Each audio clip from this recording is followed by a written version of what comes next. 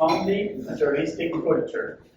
In practice, materialism means prioritizing things, material values over people, and consider having more important than being. That's why people are constantly chasing after things and money to acquire them, because they equate happiness with the pleasure of having and enjoying them. In such an environment, love, as a personal and selfless relationship, appears as a secondary value. This explains the crisis that marriage and family are facing today. The path to marriage is increasingly focused on likeness. Rather than getting to know each other deeply, the focus is on having fun and enjoying. This attitude persists even after marriage, as young couples increasingly detach it from the responsibility and precious gift of parenthood. The child is not of interest. What matters first is the car, owning a house, an apartment, nor ultimately does the spouse. If living with them starts to require sacrifices, another is sought. Generosity, patience, fidelity are outdated values. Divorce and abortion increase accordingly. They are the most tragic signs of a culture of hostile to love and life. We live in a culture of the material and the disposable. The pressure that cultural or social environment exert on family, it will be able to resist and move forward to the extent that it has kept alive its capacity for dialogue. The lack of dialogue is a true cancer that eats away at the family from within, because dialogue is what nourishes or waters love. Without it, love dies.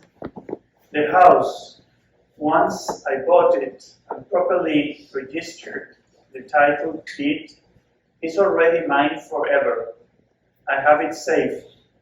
The same can happen with other things, but not with love.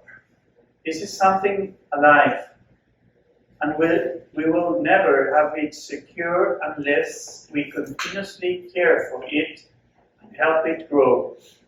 A family that dialogues is capable of drawing from its inner unity the necessary strength to face the greatest challenges, because love, when truly alive, is not overcome by difficulties. To generate such a strength, dialogue must meet two conditions. First, it must occur among all family members, between spouses, between parents and children, between siblings. Obviously, it is the dialogue between spouses that sustains and vitalizes the others. But above all, it must be a genuinely personal dialogue. It's not enough to talk about anything. The dialogue we are referring to consists of opening the hearts and sharing with others the most intimate aspects of ourselves, our joys, sorrows, and hopes. Only this kind of dialogue nourishes love, because loving is not about telling or giving things to others, but giving oneself.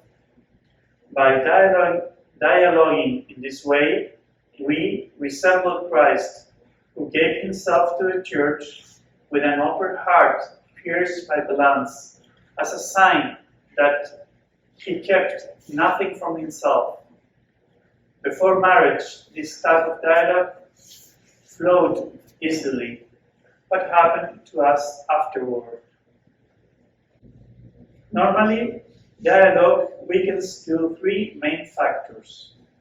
Firstly, the awareness that the other already belongs to me generates the feeling that we already know him or her. It seems we know everything they have inside and can already guess, without them needing to speak, what they might say or think. But we deceive ourselves if we go this way. However routine our coexistence may seem, the other's freedoms remains a permanent mystery from which the most unexpected novelties can emerge at any moment. We will never finish knowing their secrets, and precisely this reflection as a couple that we have initiated will allow us to constantly be surprised by how many riches and new strengths can emerge from their hearts. Secondly, the second anti-dialogue factor is our constant lack of time. Driven by our frantic rush to produce, to possess, modern culture has imposed an exhausting pace of life on us. We all feel like cogs in a huge machine that never stops turning. We are always running with many urgent things ahead of us. Paying the loan, bills, the child's economic matters are relentless, demanding punctuality. Dialogue, on the other hand, can be postponed. We leave it for when we have time, and that moment never arrives. It would be natural for it to be at night when the other tasks have ceased. But there is the internet, the phone, the medias that also steal those hours from us. The permanent postponement of dialogue constitutes a sin of accumulation because it seriously risks love. Third, finally, the materialistic mindset conspires against personal dialogue, leaving room only for functional dialogue. For example, discussing the things necessary to keep the machinery of the office, factory, or house running. It is the depersonalized dialogue that prevails in the world of work, but invades the family life without us realizing it. It is urgent to review what we talk about when we converse as a couple or as a family. Which are the requirements of dialogue? The vitality of our love and our family depends primarily on our capacity for dialogue. But dialoguing possesses tough demands. The first is to make time, honestly acknowledging that it won't fall from the sky if we won't seek it. This involves adapting the schedules and needs of the other and the children, which implies sacrifice. Additionally, we must overcome inner barriers, making the effort to open up, to overlook wounds and resentments, to give trust, to risk not being responded to, giving the open heart as Christ did cost blood. But fruitful dialogue requires something more, to be systematic. Isolated efforts are not enough to sustain unity and intimacy.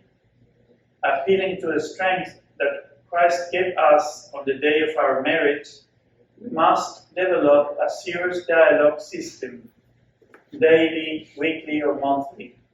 It is much more important than budgeting expenses. It is equivalent to budgeting our love. Let's review our situation and possibilities and decide to truly reactivate our dialogue and unity.